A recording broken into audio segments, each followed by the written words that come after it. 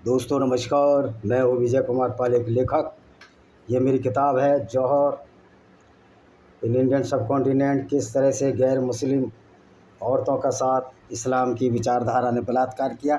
इसी तरह बहुत सी किताबें हैं, आपको रोज़ बताता हूँ। बताने का मेरे ख्याल कोई फ़ायदा नहीं है।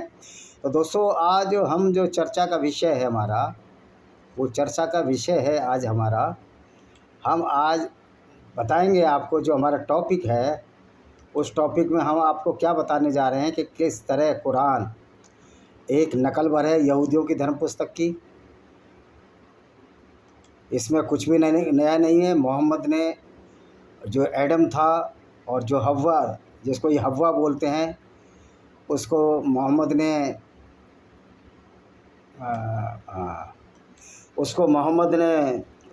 हव्वा बना दिया इस्लाम में। और जिसको ये आदम बोलते हैं वो एडम है।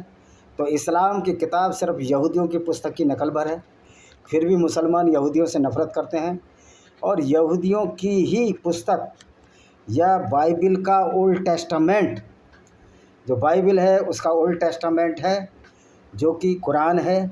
आज हम कुरान के अध्याय सूरह अल बकरा से सिद्ध करेंगे कुरान झूठ का पुलिंदा है। इस पुस्तक की जीरो मान्यता है। हाँ, मूर्खों के लिए एक वरदान साबित हो रही है और मौलाना मुसलमान भाइयों को मूर्ख बना रहे हैं। झूठे अल्लाह और पैगंबर साहब के नाम पर चले जा रहे हैं और बदनाम हो रहे हैं। इस्लाम झूठ का पुलिंदा है। इसको मानने वाले लोगों को पता ही नहीं कि झूठे अल्लाह के नाम पर आपको बेवकूफ़ बनाया जा रहा है। तो दोस्तों, आज हम जो आयत शुरू करेंगे वो हम उस आयत को, जो सूरह अल बकरा के चैप्टर है, हम शुरू करेंगे आयत नंबर 30 से। 30 है, यस, ये 30 है। हाँ यस, 30 से शुरू करेंगे और हम बताएंगे किस तरह किताब एक झूठ है। तो इसका हिंदी अनुवाद हम करते हैं। सूरह अल बकरा चैप्टर की 30वीं आयत। हे नबी, याद करो जब आपके पालनहार ने फरिश्तों से कहा, मैं धरती में एक खलीफा बनाने जा रहा हूँ। वे बोले, क्या तू उसमें उसे बनाएगा जो उसमें उपद्रव करेगा तथा रक्त बहाएगा, जबकि हम तेरी प्रशंसा के साथ तेरे गुण और पवित्रता का मान करते हैं। अल्लाह ने कहा, मैं जो जानता हूँ वह तुम नहीं जानते। तो इन्होंने कहा मोहम्मद से कि मैं एक फरिश्ता धरती पर एक खलीफा बनाने जा रहा हूँ। तो उन्होंने बोले कि वो रक्त बहाएगा, उपद्रव करेगा, क्या पता है। तो अल्लाह मियाँ बोले, ये सब मैं जानता हूँ वो क्या करेगा और वह पवित्र होगा। अब ये बताइए कि जो मोहम्मद था, जो लोगों का खून बहाया, उसको आप पवित्र कहेंगे? इससे अगली आयत 31वीं आयत। और उसने आदम को सभी नाम सिखा दिए, फिर उन्हें फरिश्तों के समक्ष प्रस्तुत किया और कहा, मुझे इनके नाम बताओ यदि तुम सच्चे हो। अब ये बताओ, जो आदम ने नाम सिखाए और फिर फरिश्तों के सम्मुख प्रस्तुत किया, पहली बात तो फरिश्ते नाम की कोई चीज़ नहीं है। और तो मुझे नाम बताओ यदि तुम सच्चे हो। तो सबने कहा, तू पवित्र है, हम उतना ही जानते हैं जितना तू हमें सिखाता है, वास्तव में तू अति ज्ञानी है। कह रहा, हम इतना ही जानते हैं जितना तू जानता है, यानी जितना अल्लाह जानता है। तो अल्लाह तो बहुत सारी चीज़ें नहीं जानता। कुरान में कहीं भी जुरासिक पीरियड और जिसमें कि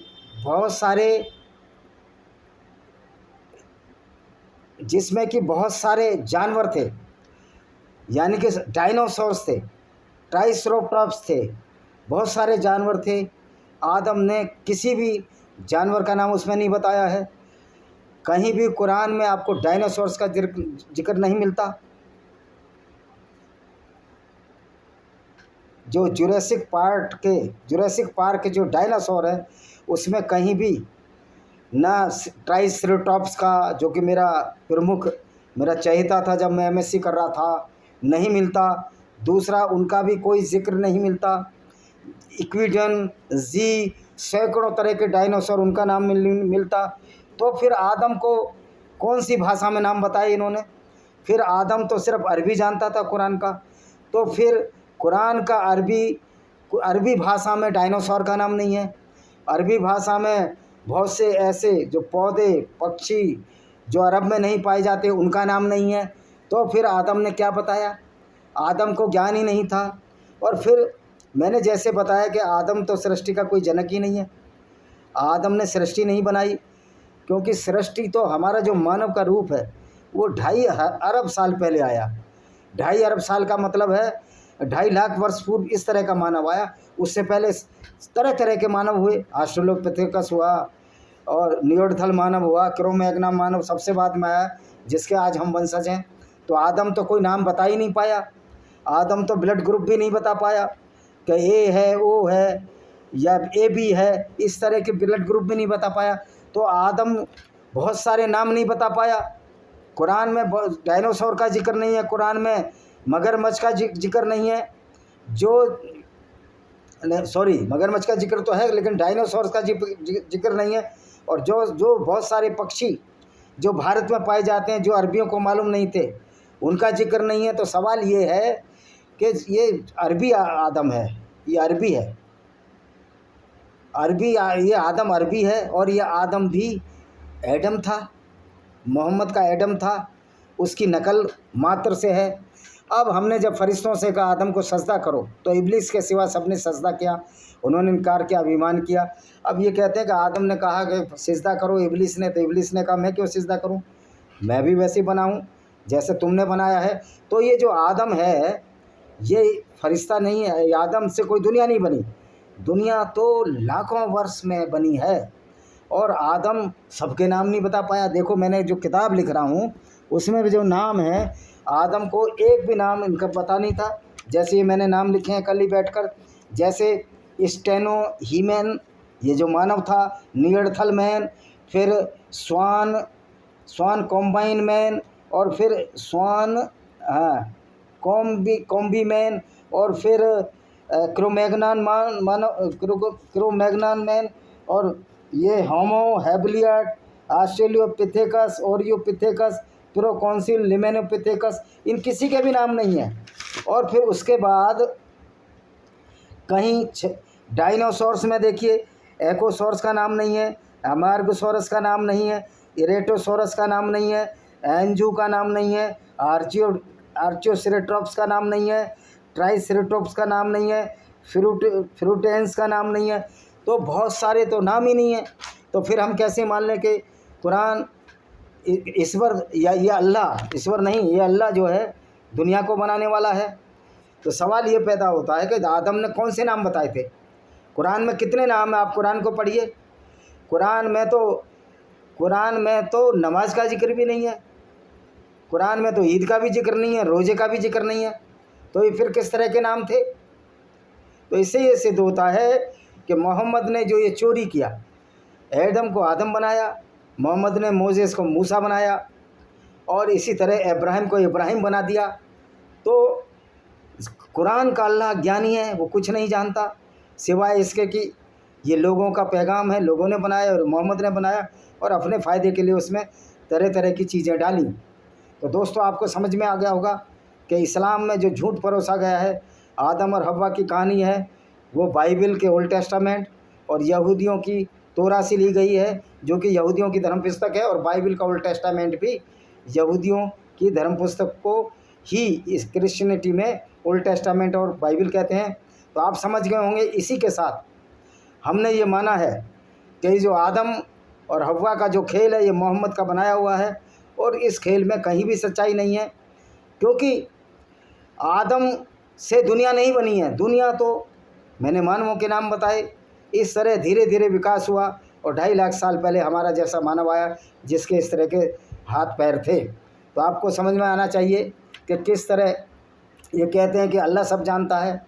अल्लाह तो लोगों के नाम भी नहीं जानता, अल्लाह जुरासिक पीरियड नहीं जानता, अल्लाह बहुत से फलों के नाम भी नहीं जानता। और मज़े की बात है जो आदम ने नाम बताए थे वो कुरान में तो है नहीं सारे नाम। अब एक मोटा अंदाज मोहम्मद ने बोल दिया था तो जल में रहने वाले पक्षी, हवा में उड़ने वाले पक्षी, कोई नोमेनक्लेचर तो है नहीं, कोई स्पेशलिटी नहीं है।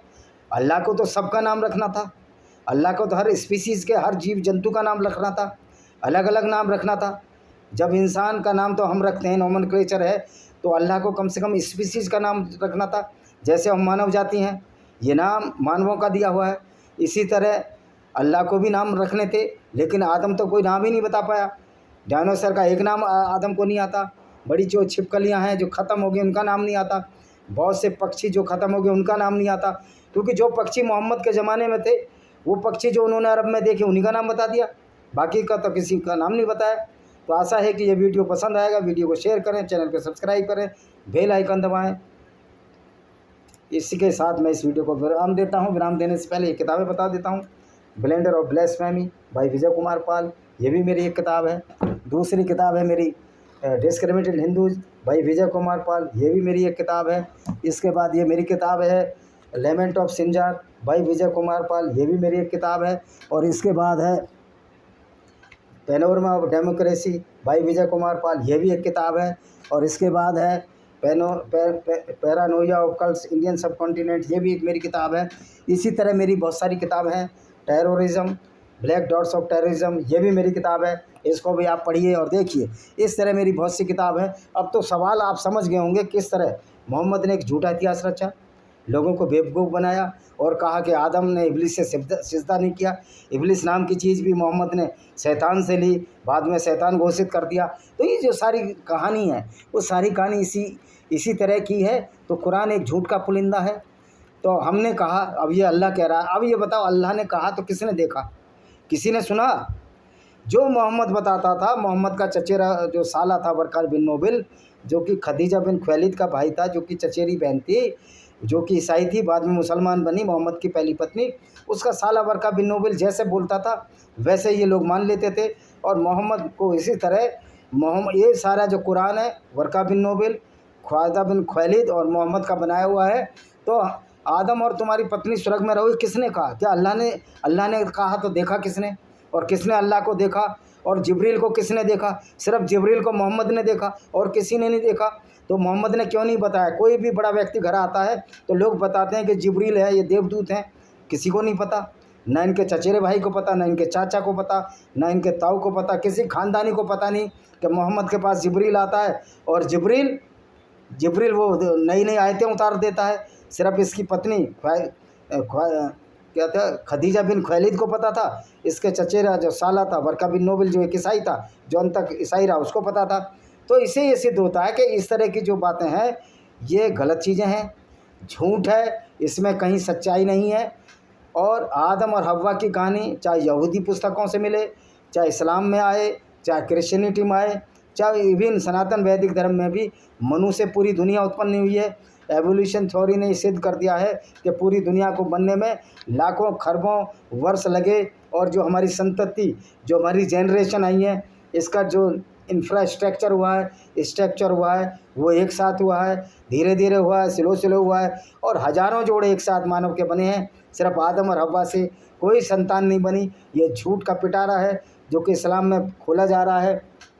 इसी बात को बताने के लिए इस वीडियो को मैंने बनाया है कि किसी तरह कितना झूठ परोसा गया है कुरान में, कितना झूठ परोसा गया है ये आप समझ सकते हो। और किस तरह मोहम्मद ने अल्लाह बनाया, किस तरह से आदम का अरबीकरण करके एडम का अरबीकरण करके आदम बनाया, फिर ईव का हवा बना दिया। इसी तरह बहुत सारे लोगों के साथ ये खेल और खिलवाड़ हुए और लास्ट में जाकर ये हुआ कि ये सारी चीज़ें हमारे मुस्लिम भाई इसको सच मानने लगे और सच मानकर उस पर विश्वास करने लगे। और आज हालत ये है कि अल्लाह के नाम पर, एक झूठे अल्लाह के नाम पर, झूठे पैगंबर के नाम पर, निश्चित तौर पर इसमें एक आयत है कि मैंने अल्लाह ने तुम्हारा पैगंबर भेजा है। ये चीज़ किसने देखी? किसी ने भी नहीं देखी। इस बात का जवाब ना मौलानाओं के पास है, ना हमारे मुस्लिम भाइयों से। तो हम क्या उम्मीद करें? वो तो बेचारे कुछ पढ़ते ही नहीं। और फिर ऐसा पैगंबर भेजा जो काफ़िले लूटता था, जो डाके डालता था, जो लोगों की फसलें आदि ले लेता था। आशा है ये वीडियो पसंद आएगा। वीडियो को शेयर करें, चैनल को सब्सक्राइब करें, बेल आइकन दबाएं। इसके साथ मैं इस वीडियो को विराम देता हूँ। वंदे मातरम, जय हिंद।